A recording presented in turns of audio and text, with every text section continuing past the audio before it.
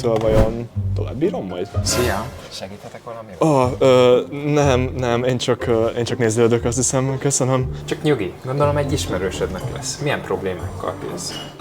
Igen, szóval mostanság az ismerősöm vízletartási problémákkal küzd, és már a teljesítménye sem a régi, ha érted, mire gondolok. Értem, akkor viszont pont jó helyen keresgéltél, ugyanis a Biocoproxament tablettája kifejezetten a prostata és húgyúti rendszer megfelelő működésének támogatására lett kifejlesztve. A benne található szabadpálma kivonat elősegítheti a normális vizeletáramlást és az egészséges prostata fenntartását, ahogyan a családgyökér is. Elvileg a tesztoszteron szintjével van probléma. A benne lévő cink fontos szerepet játszhat a normális tevékenységekben, mint például az aktív nemi élet vagy a tesztoszteron szint fenntartása. A szelén pedig részt vesz a spermaképződésben. Figyelj, ha a barátodnak ezek közül bármiben támogatásra van szüksége, abszolút nem ciki.